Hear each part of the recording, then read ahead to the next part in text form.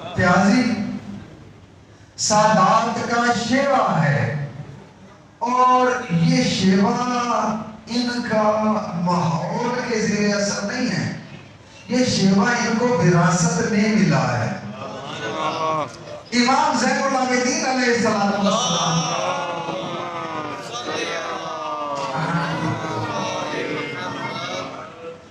ایک شخص آیا، آن کے ہاتھ جوڑ کے عرض کرتا ہے، میرے آقا میں تنگ دست ہوں، میرے لیے دعا فرمائیں کہ اللہ مجھے دولت کثیر عطا فرمائے۔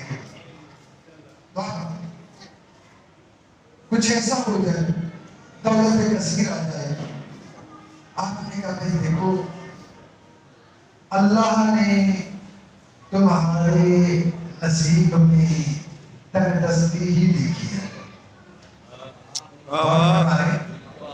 تنگ دستی ہی لکھی ہے، اسی میں ہی گزارا کرنا پڑے گا، اسی میں تمہاری زندگی گزرے گی۔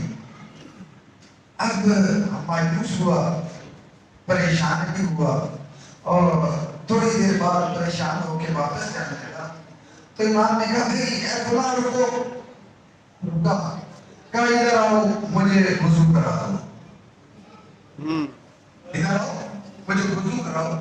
اب اس نے پانی کا برتن لیا اور امام کو وضو کرانا شروع کیا۔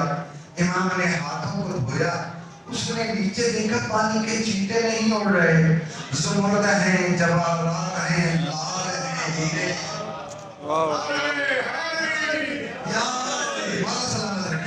حیران ہو کے کہتا ہے مولا یہ کیا ہے؟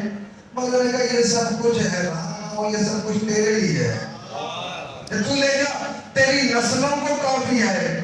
ایک مرتبہ قدموں پہ جھکے کہتا ہے مولا آپ نے تو کہا تھا تیرے مقدر میں ہی تنگ دستی ہے، کہا ہاں میں نے ٹھیک کہا تھا،